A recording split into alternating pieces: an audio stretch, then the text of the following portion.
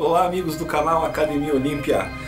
Então, hoje, um dia antes das eleições, né, e infelizmente, como a gente gostaria que esse fosse um processo que realmente fosse trazer alguma coisa verdadeiramente benéfica para o Brasil, né. É claro que eu não quero tomar partido nem de um nem de outro, mas a gente sabe, alguém teria falado que votar em um candidato que é uma novidade aqui agora, né, que nunca esteve no poder a não ser como deputado. Mas o poder absoluto nunca teve na mão dele, como estará se ele for eleito presidente agora, né? E esse candidato, alguns dizem que votar nele é um salto no escuro, né? Aí eu fico pensando assim, é melhor saltar no escuro sem saber o que tem nesse quarto, ou tu salta num quarto onde tu já sabe que ele tá cheio de cobra e que já morderam a população e que estão prontos para morder de novo. Então eu acho que eu prefiro o novo sem saber direito o que esse novo vai fazer do que alguém que representa um grupo de pessoas, um determinado partido que já esteve no poder e o resultado é só tu olhar para os lados e tu ver, ou seja, é inegável, não tem o que... pergunta para qualquer brasileiro que olhar para os lados se está contente com a situação. Se disser que não, que está caótico, está desesperador, a culpa é de quem estava no governo. Aí eu pergunto para vocês, quem é que estava no governo? Esses dois últimos de mandato do Temer aí, ele era vice de quem? Tá? Então, mas não quero tomar posicionamento, porque eu também, né, quem acompanha o canal sabe. O que eu quero falar hoje aqui é só mais uma notícia que está sendo dada aí que novamente coloca aquele meu senso de desperdício de energia cada vez mais aflorado, né? E eu queria pensar diferente a respeito disso, mas quando tu vê uma série de denúncias, né? Quando tu vê uma filmagem que eu como tenho o canal aqui, eu também faço algumas edições de vídeo, né? Então a gente aprende algumas coisas. Então aquela história daquela perícia que foi feita na imagem e os cortes só aparecem na imagem do perito, nas imagens que estão íntegras rodando pela internet, dá pra ver que não tem nenhum corte. Então o corte foi feito pelo próprio perito do TSE que deu o depoimento lá. E qual o discurso da Rosa Weber, do Raul Jugman e todos eles, né? Que nós vamos caçar o cara que fez a filmagem, ou seja, por que eles não permitem? Gente, olha como tá na nossa cara e a gente não percebe. Primeiro, quando eles dizem assim que eles têm que garantir, né, a tua segurança, a tua inviolabilidade do teu voto, né, que tu tem o direito de teu voto ser secreto, ok? Mas... se eu tenho o direito de que meu voto seja secreto, eu também tenho que ter o direito de expô-lo se eu quiser. Então por que eu posso botar a camiseta de um candidato A ou B, posso fazer o que quiser? Então todo mundo está sabendo. No momento que eu estou numa passeata ou que eu tenho um Facebook e que eu faço alusão a candidato A ou B, já quebrou-se essa questão do secreto do voto. Então por que ele não pode filmar a urna? Qual seria o problema? Eles dizem que é para garantir o teu voto secreto. Mas se eu não quiser que meu voto seja secreto, se eu já declarei o meu voto, qual que é o problema em filmar a urna? Então, na verdade, cai por terra essa história aí, que é para proteger o teu voto, que é para garantir né, o teu voto secreto. Balela, gente, balela. Por causa que, senão eles diriam, não, tu filma se tu quiser. Se tu quiser esconder o teu voto, tá garantido, tá lá, ninguém tá olhando, tem a cabininha, tu já vai ali, já fizeram o processo. Agora, se eu quiser divulgar, o fato de eu não poder entrar numa zona eleitoral fazendo propaganda, panfletagem de um outro candidato, isso é absolutamente compreensível, razoável, aliás, de bom senso, né? Evidentemente, aí cabe, tu pode estar querendo, de repente, caçar os indecisos de última hora, que votar em branco, te vê lá e resolve votar. Aí tem os argumentos, mas essa história do voto secreto não bate. Então por que eles não querem, por que é proibido filmar? Justamente para não poder comprovar a fraude. Para tu não poder provar que tu foi lá, apertou num botão e apareceu outro candidato. É por isso que eles não te deixam filmar, só por isso. Então, eu não sei se vai colar, porque eu vi um vídeo, mas acho que não vai deter, não deve ter dado tempo disso ter se viralizado, né? Mas uma forma inteligente que um cidadão levantou ali, que eu achei bacana, alguns disseram que vai num cartório, registra o teu voto, aí depois tu manda pro teu partido lá com o teu... Tudo bem, mas quem é que vai estar indo num cartório, pagando pelo registro do voto? Ó, o Brasil, velho, tem gente que vai ficar fazendo o almoço do domingo pra... Tá entendendo? Então não... Agora, seria interessante, inteligente, mas não sei se é tão viável, né? Pensando nessa grande população, essa massa do Brasil aí que tá correndo atrás do prejuízo, tá trocando o almoço pela janta. E esse negócio tá indo pagar num cartório fica realmente difícil. Agora, tu pegar no dia que tu recebeu o comprovante do teu voto, que saiu da urna eletrônica, e tu bota o número do teu candidato atrás, né, e tu guardar aquele comprovante contigo, isso aí pode dar uma confusão. Isso aí pode, de repente, todo mundo guardar bem né, como tem todos os dados naquele comprovante que tu foi que votou, e tu declara o teu voto que tá ali atrás, né, então isso seria uma comprovação realmente, seria uma forma de auditar o voto. Né? É como se tu tivesse a gente queria o voto impresso, né? Seria como fosse o teu voto impresso, né? Ele sai ali e tal, só que tu vai colocar à mão o número do teu candidato. Mas seria possível comparar, sim, os números de voto com os números dos votos eletrônicos. Não creio que isso vai dar algum resultado, que as pessoas, embora todo mundo leva, né? Não sei quantos, sai dali, amassa o papelzinho e joga fora. Eu guardo todos, desde que eu comecei a votar, eu acho que todos devem estar guardados, comprovantes, né? 18 anos, 47, 40 anos de votação já. Pra quê, né? Que coisa inútil. Então eu quero dizer para as pessoas que agora, mais uma coisa ridícula, isso me vem, eu não consigo colocar fé nesse sistema. Por exemplo, a gente viu lá o deputado Onyx Lorenzoni propondo para a ministra...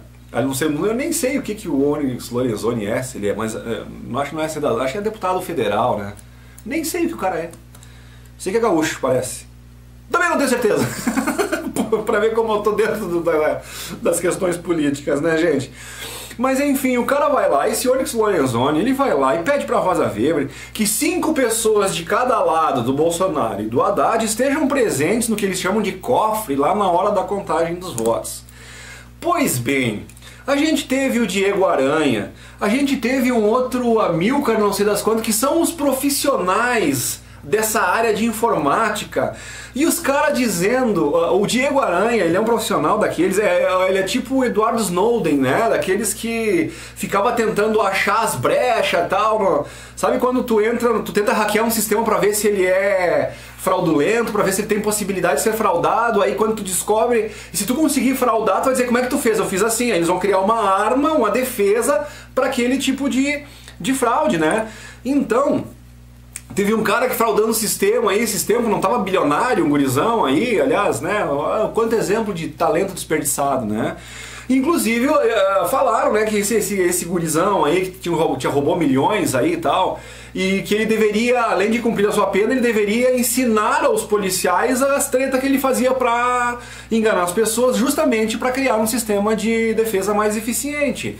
Pois bem, aí junto com esse Diego Aranha, né, esse Diego Aranha fez um programa junto com o Danilo Gentili, onde ele explicou todo o procedimento, que ele falou da chave, da segurança, né? Ou seja, ele expôs lá de forma técnica, mas explicando que ficasse compreensível para os leigos mortais, que nem eu, que não sou nenhum TI, técnico de informática, né? Mas a gente percebe que a coisa é violável, não é confiável, mesmo sem entender dos pormenores, dos detalhes de programação. A gente ouve os peritos dizendo, não é confiável. Sim, ela pode ser em algum momento adulterada. Por quê? Porque ela depende de pessoas para que o processo seja feito. Como tu não pode confiar nas pessoas que estão envolvidas no processo, logo a urna não é confiável. Então, além desse Diego Aranha, outra cena ridícula e patética que, nossa, quem vê o nosso país lá de fora deve dizer, ou eles dizem, coitado desse povo aí, ou eles dizem, meu Deus, né, tem mais é que tomar mesmo, porque são muito trouxa, velho. Eu acho que não tem outras duas alternativas quando tu vê essas coisas que acontecem no Brasil. A gente é motivo de piada lá fora, gente. pelo amor de Deus. E tu vê o pessoal vir encher a boca, até os repórteres eu confio para dizer que sim, que o sistema é confiável e que esse troço de fraude na urna eletrônica é fake news. Meu Deus, cara, aí a gente chega a perder as esperanças, parece que tá todo mundo vendido mesmo, né? O que adianta, meu povo, meus queridos, amados inscritos do nosso canal? O que adianta tu ir lá votar se essa urna computa um voto diferente como foi apresentado, tu aperta um botão e o voto vai para outro? Ou antes de tu encerrar a tua votação, ele encerra por conta própria sem permitir que tu vote no presidente, né, encerrou no governador, como vários casos foram relatados. Então, 16 mil denúncias só no Nordeste de fraude na urna eletrônica. Teve uma aqui em Canela, no primeiro turno, pertinho aqui de Gramado. Teve uma aqui em Gramado também, na escola. Minha esposa me falou hoje de manhã. Enfim, tá? O Brasil não conhece a escola, mas não adianta estar falando aí. Então, o que adianta botar esses auditores de contagem de votos se os votos que chegam lá já foram interceptados? Tirados de A e colocados para B, ou... O que adianta tu ir lá contar se a fraude não tá lá? Tá aqui, gente. Tá, quando tu aperta o botão, o troço já computa errado, a conta já vai errada pra lá. Aí tu dizer que tu contou os números certos que chegaram lá. Que adianta se o número saiu errado daqui da urna? Então é uma palhaçada. A gente que pensa um pouquinho, a gente que enxerga as coisas que estão acontecendo... É um tapa na cara da gente, velho. Então amanhã vai todo mundo cheio de esperança de novo pras urnas. Olha o aparato que tá nesse país por causa das eleições e essa coisa toda. E de novo, meus queridos, ainda que candidato A ou B fosse o ideal e, né...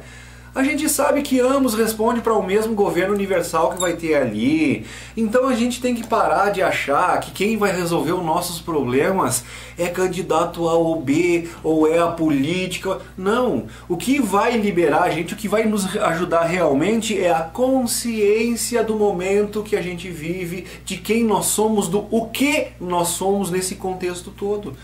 Quando a gente entender o todo, e quando eu digo todo, eu falo principalmente do que acontece fora da nossa 3D, do que a nossa visão capta aqui. Então quando a gente entender tudo isso em volta, os problemas mundanos aqui, a gente começa a entender a máquina, como ela funciona, e tu já não faz mais parte desse jogo, porque tu sabe que ele não vai te levar a lugar nenhum.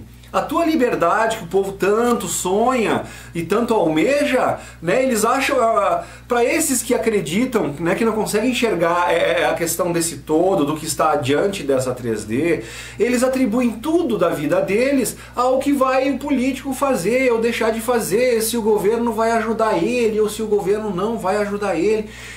Então aí no momento que ele vai lá, vota, desesperado, achando que candidato A ou B vai ser a solução para os problemas dele, e ele constata ali que nem isso é respeitado, que ele apertou um botão querendo uma vontade e a máquina mandou fazer uma coisa diferente, tu entende? Por quê? Não é a máquina foi programada para fazer aquilo ali. Então, de novo, a urna não é o problema é que se a urna fosse programada para fazer tudo certinho, seria excelente. Então não é a urna eletrônica em si, os programadores, né, as pessoas que deixam a chave dentro da urna dizendo não, a chave que é, ou melhor, tem um programa que pode alterar os dados da urna. Esse programa não poderia ir junto com as urnas, e várias dessas urnas foram com esse programa dentro, isso foi constatado pelo Diego Aranha, eles falaram lá. E aí o que foi a alegação do TSE? Né? Que não adianta tu ter o programa se tu não tem a senha ou se tu não tem a chave para abrir aquele programa para ter acesso à manipulação da urna. E quem garante que já que o programa está dentro daquela urna, né, a senha não vai ser secretamente enviada para as pessoas daquele código, daquela Ou seja, né, se tem possibilidade de fraude, essa possibilidade deveria ser anulada, né? Por exemplo, eu vou fazer uma cena... Olha só, eu vou fazer uma cena num filme. Aí eu vou usar uma arma de verdade com uma bala de verdade. Aí o ator diz, não, mas eu não vou atirar, eu só vou apontar. Né? Então não tem problema. Aí o diretor diz, mas não é mais seguro tirar as balas para evitar qualquer tipo de acidente? Tu não discute, tu tira as balas e tu garante que seja seguro. Então, por que a discussão? Não, mas se não tiver a senha, tu não consegue acessar o programa, não adianta nada. Pra que discutir isso aí? Tira o programa e garante a segurança. Não. Então dá pra confiar, gente. Dá pra confiar. Queridos, então assim, ó, vão amanhã, votem no seu candidato, né? Não quero fazer... A ideia não seria fazer propaganda eleitoral, mas, né, tentemos alguma coisa nova. Pessoal, se vocês me entendem o que eu estou falando, aquilo que nós já esteve no poder e transformou o país no que está, não vai mudar agora. Não tem a menor... Né? Todos os indícios mostram que vão fazer pior ainda. Porque se fizeram o que fizeram quando o povo não sabia quem eles eram, imagina o que eles vão fazer agora que o povo sabe quem eles é e botou eles no poder de novo, dando carta branca pros caras. Então, gente, esse troço é perigoso demais, se vocês entendem o que eu tô falando. Então, não digo que um seja a solução ou coisa e tal, só sei que né, não queria fazer comentário político, mas, gente, se o PT assumir, a coisa vai ser... Pelo que eles mostraram ao longo do tempo, aí a coisa vai ser braba. Não queria entrar na questão política. Mas, enfim, gente, outra coisa é... Tem algumas pessoas, eu gosto muito de ver, e falo bastante também, né, do Ricardo Boechat, que eu assisto bastante, vejo os comentários dele, porque eu acho que às vezes, o que é um repórter? Um repórter que lida com notícia todo dia. Então a gente imagina que é um cara bem informado. Então, como ele é bem informado, né? Que ele trabalha, esse é o ganha-pão dele, ele vive de dar notícia e tal.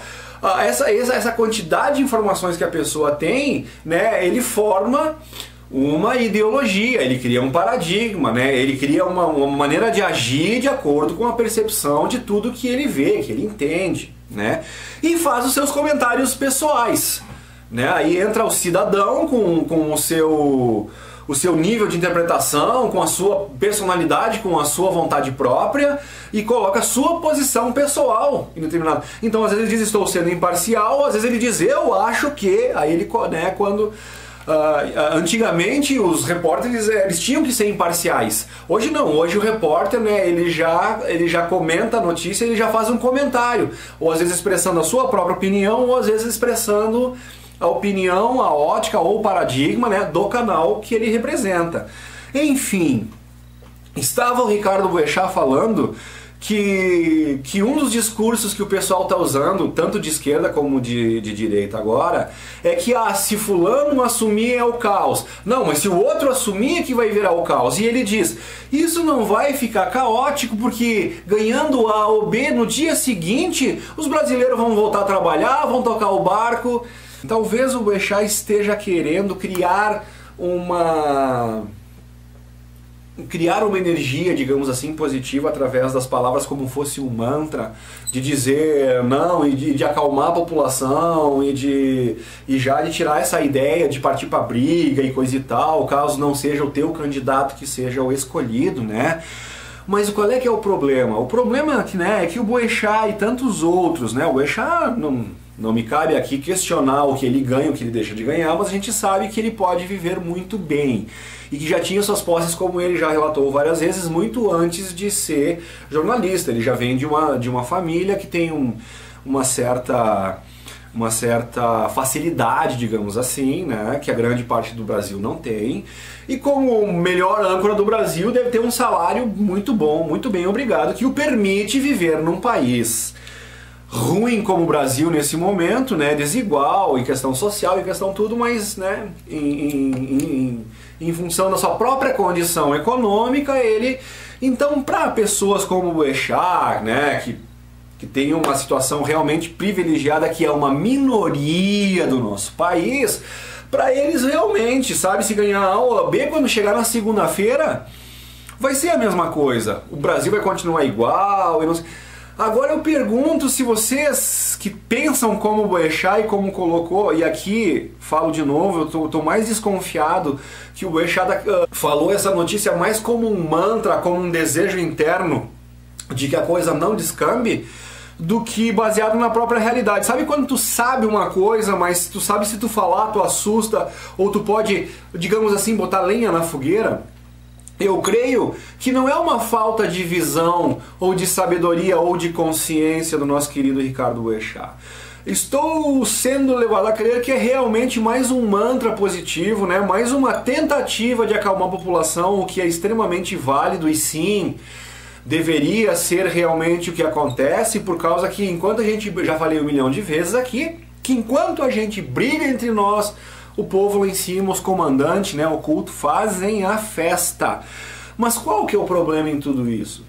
O problema é que esse cidadão, que é uma grande parte da nossa população, que ele já vai na farmácia e não encontra o seu remédio pelo SUS, ele vai na fila do SUS para conseguir atendimento, não consegue, quando não consegue 1, 2 anos para frente para fazer um exame, morre-se muita gente sem emprego, que não tem aonde morar, que estão sendo empurrados para cá e para lá, tem a questão dos índios, tem a questão do sem terra, então tem muita gente que sim, eles estão esperando a sua melhora, né? E não é nem a questão de querer melhorar de vida por melhorar de vida. É questão de sair de uma situação absolutamente indigna, deplorável, miserável, aonde o cidadão não tem a condição, as coisas mais básicas que qualquer ser humano na face da Terra deveria ter, né? A nível de saneamento básico, educação, segurança, educação... enfim, tudo que a gente fala, né, o tempo todo, todos os políticos sempre se elegeram apontando todos esses problemas, e quando eles vão lá, o que eles fazem? Nunca é feito nada. Aliás, é feito só coisas para aumentar esse tipo de crise. Todo o sistema de escolas caindo aos pedaços, a saúde caindo aos pedaços, gente, isso foi tudo fabricado, planejado cuidadosamente para que descambasse para esse lado. Isso é tudo arquitetado. Agora, não, Luciano, não é que foi arquitetado. Eles só preferiram pegar o dinheiro para eles em vez de investir nesse negócio aqui, e por isso que a escola fica sem o recurso para a reforma, para o professor, para a segurança, por isso que o hospital não chega os remédios. Tudo bem, realmente é isso, mas o que às vezes as pessoas não entendem é que essa situação aqui, ele já foi colocado, esse cara que ia roubar o dinheiro para ele e que esse recurso não ia chegar para quem precisa, essa situação já foi planejada por outros, por isso que essas pessoas que roubam e que desviam estão nos lugares aonde estão. Porque alguém que queria que isso tudo acontecesse já planejou isso e já colocou essas pessoas certas nesses lugares. É isso que é difícil de a gente entender. A gente atribui isso ao acaso, né? E algumas pessoas ainda tentam dizer para nós que é culpa nossa, porque a gente não fiscalizou, porque a gente não fez o nosso papel, né, de eleitor, a gente não quis escolher nossos candidatos, e a coisa vai muito além disso.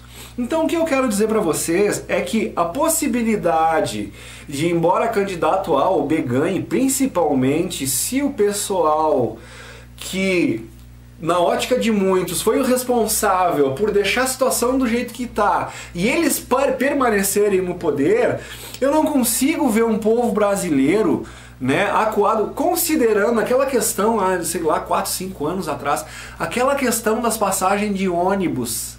Eu me lembro que nós estávamos, entendam bem, eu me lembro que nós estávamos num almoço em família e eu comentei naquele almoço lá, né, dizendo, olha, essa coisa aí, desse aumento aí, as pessoas estão se manifestando, vai dar um bolo. Aí eu me lembro que nossos primos que estavam junto conversando com a gente lá, eles disseram, lá em Nova Petrópolis, aliás, muito queridos, né, e foi uma ótica que eles tiveram, né, da hora ali e tal, e por isso que eu te digo, a gente sempre tem as nossas óticas, as nossas percepções em cima do negócio, e a gente faz as nossas previsões de como o povo vai se comportar baseado nas informações que a gente tem.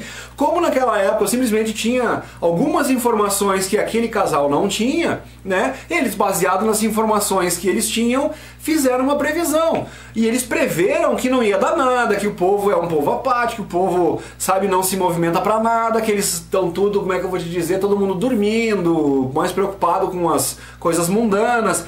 E, no entanto, quando foi dado aquele aumento, queimaram os ônibus em São Paulo, em Minas Gerais, deu aquele tumulto todo, cara, e foi uma confusão toda. E daí eu disse, cadê o povo que não ia se mexer? Cadê o povo que... Até tá me fugindo a palavra, que não seria apático, alienado, cadê o povo alienado? Opa, parece que se antenaram lá com... né? E foi por alguns centavos na passagem de ônibus. Então, o que dizer dessa situação agora, onde não é só uns centavos da parada isso corresponde à tua moradia, se tu vai poder sair na rua ou não, se tu vai ter comida para dar pro teu filho, se tu vai ter saúde no hospital quando tu precisar. Ou seja, é muito mais coisa que alguns centavos em cima de uma passagem de ônibus. Então é uma questão muito mais representativa. Então achar que o povo oprimido como tá, que não tem mais para onde correr, que estão sendo jogados para cá e para lá, tem seus parentes morrendo na fila E aí, de repente, se assume o mesmo pessoal que é o responsável por tudo que tá aí, vocês acham que eles realmente vão ficar todo mundo quietinho aceitando? Que não vai gerar uma revolta geral? Entendeu? Dessas pessoas aí? Então é complicada a situação, né? É bem complicada mesmo, então cabe a nós aqui não ficar achando que é um oba-oba, que der o que der não vai dar nada e que segunda-feira vai ser todo um dia normal. Não é bem assim. Principalmente se um grande número fizer uma escolha e perceber que a sua escolha não foi respeitada ali na hora que ele aperta o botãozinho, como aconteceu no primeiro. Só não estourou uma revolução, uma rebelião no Brasil, ao meu ponto de vista, bem mais violenta, embora eu seja um pacifista e anseio, né, pela paz. E aí até na questão das egrégoras, pô, mas tu anseia tanto pela paz, por que tu fica falando em violência e coisa... É complicado, gente, é complicado. Por quê? Porque não adianta, pensando nas egrégoras agora, né, eu querer atribuir esse tipo de consciência, coisa e tal, para meia dúzia que sabe o que são as egrégoras, né? Então, a questão da força do pensamento, da mecânica quântica do que eles falam, a maioria do povo ainda está mergulhada nessa questão de acreditar no que eles veem aqui da 3D.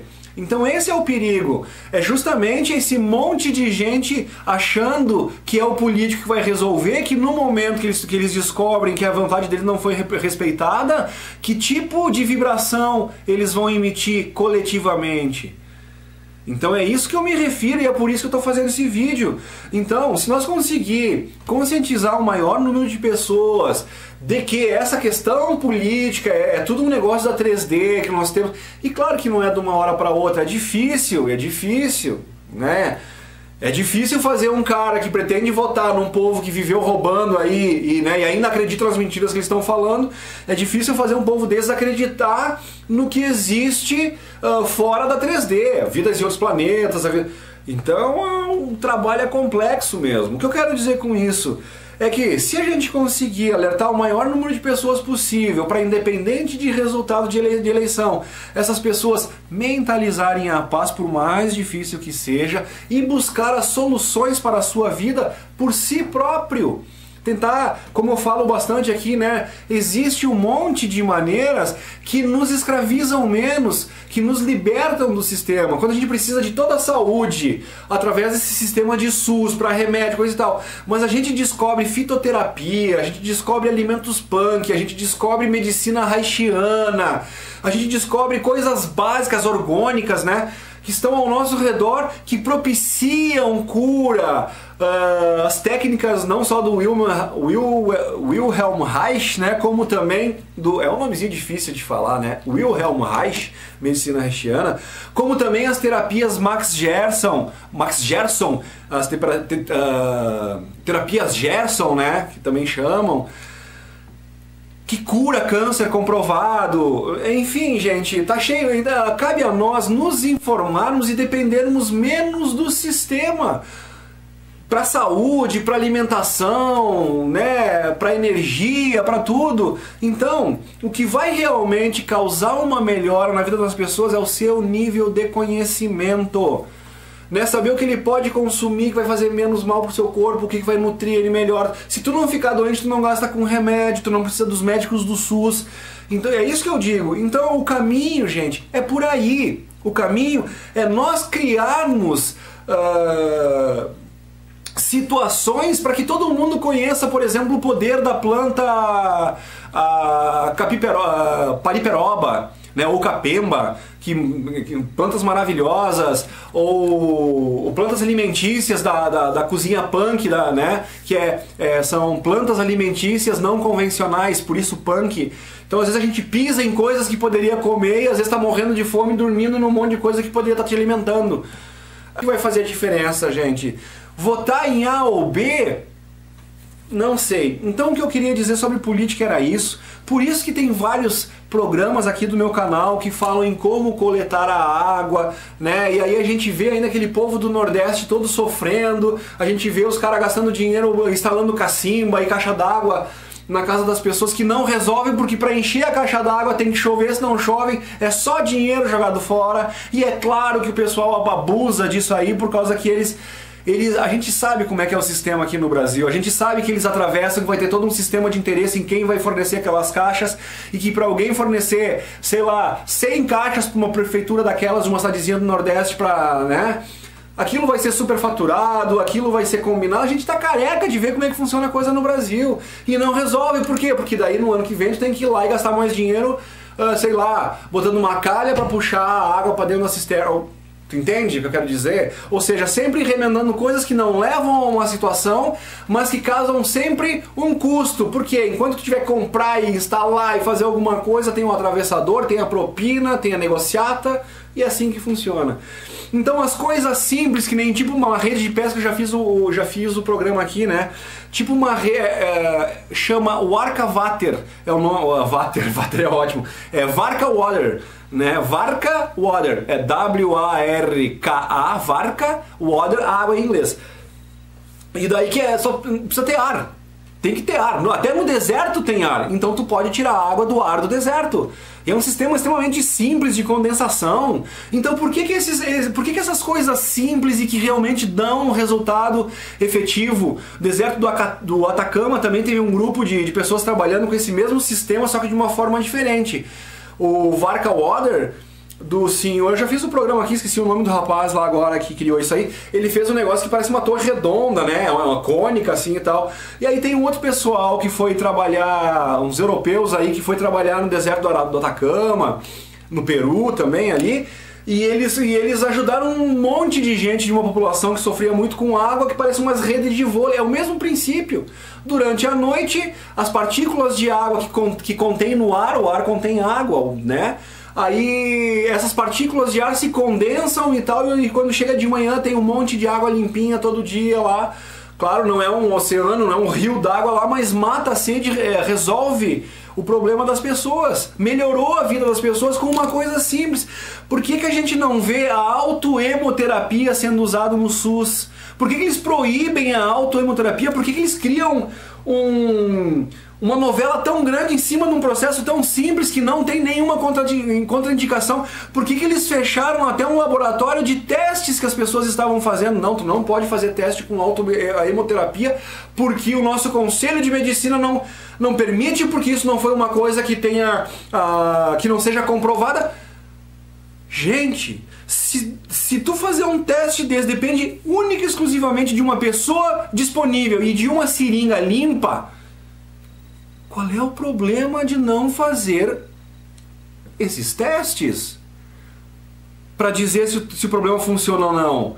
Então fica evidente, quando a coisa é simples demais de fazer e eles não fazem, fica evidente, fica na cara, fica explícito que o resultado é positivo, senão eles iam lá e mostrariam em dois tapinhas lá, eles mostrariam que não é bom e acabaria o papo. Não, mas eles não permitem que tu faça o teste. Por quê? Porque ao fazer o teste vai se comprovar que esse procedimento de tu tirar o sangue da tua veia e colocar no teu músculo vai eliminar a necessidade de tu consumir uma montoeira de remédio para doenças infecciosas, contagiosas, mata tudo quanto é vírus, quanto é bactéria. Então assim, ó, imagina a indústria de medicina que vai perder a sua teta, né, para uma seringa e uma pessoa habilitada fazendo o processo de autoimunoterapia. As pessoas que conhecem, que sabem os benefícios e fazem, tem que fazer em segredo. tem que fazer em segredo, por causa que se elas souberem que elas estão simplesmente fazendo o ato de tirar o sangue da mesma pessoa, aqui ó, tirou daqui e botou aqui, não foi processar sangue e botar coisa, não, nada, nada, uma seringa esterilizada, né, faz a asepsia ali, né, tu coloca o alquinho ali, limpa, tira o sangue, 10 ml, 5 ml, coloca no teu músculo, tu vai criar os macrófagos, né? O teu músculo vai imaginar que é um corpo estranho, mas não é, porque é o teu próprio sangue, então por isso não tem nenhuma contraindicação, né? Ele vai aceitar o teu sangue numa boa, só que tu vai enganar o teu processo, o teu corpo, tu vai dizer que é um corpo estranho, né? E aí tu vai produzir os macrófagos, como eles chamam. A tua imunidade, ela vai aumentar de 25 a 50%, o que é uma coisa espetacular, dizem os médicos.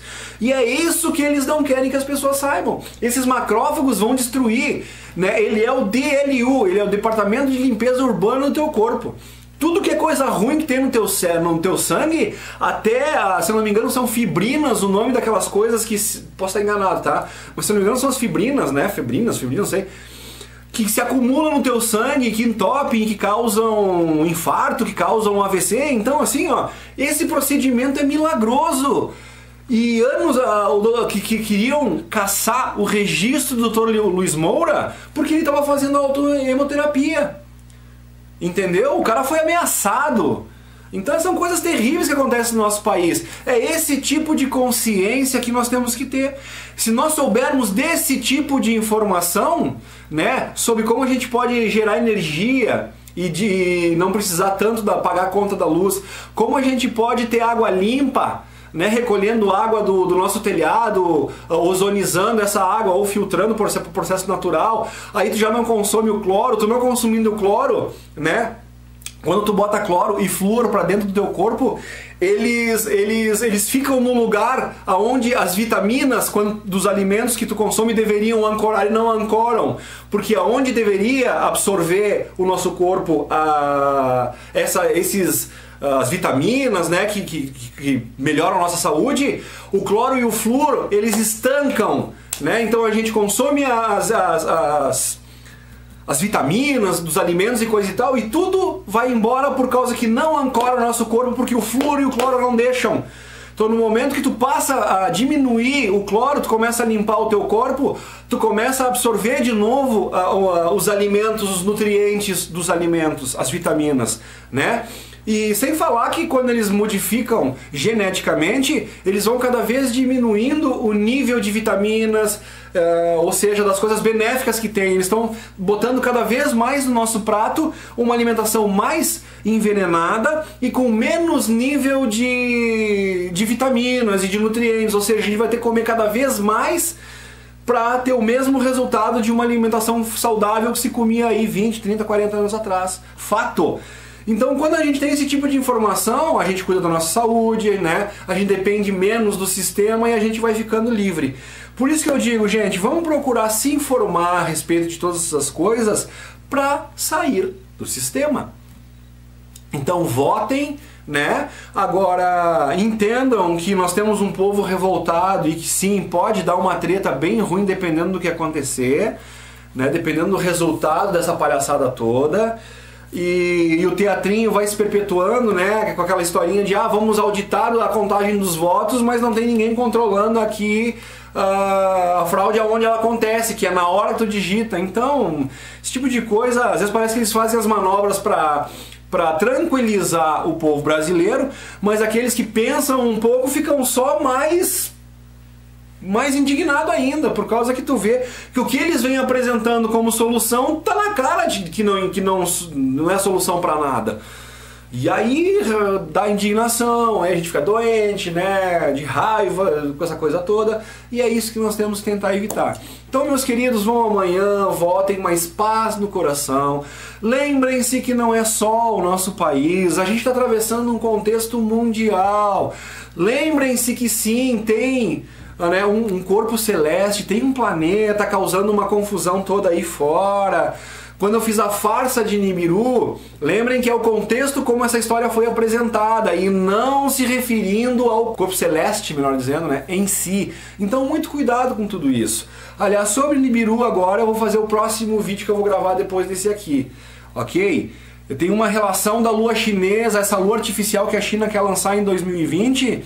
Então eu tenho umas coisinhas que eu tô vendo em cima da situação aqui, eu vou trazer para vocês para a gente analisar junto isso aí, tá, pessoal? O lançamento da lua chinesa, o que tem a ver com Nibiru isso aí, né? Vamos descobrir lá. Então por hoje era isso, meus queridos. Paz no coração, paz no coração. Tentem ficar longe de qualquer coisa agressiva, de qualquer, né, fechada de trânsito, de qualquer provocação, qualquer volume alto do vizinho chato que não quer. Tu entende? Qualquer coisa. Tentem ficar ao máximo zen, não deixa nada te tirar do teu eixo, pede proteção, que a coisa não tá lá muito boa. Vai ficar algum tempo, aí ela deve melhorar. Quanto tempo eu não sei dizer direito, né? Mas proteção. Então, queridos, muita luz para todos, muita paz no coração. Amo todos vocês. Beijo.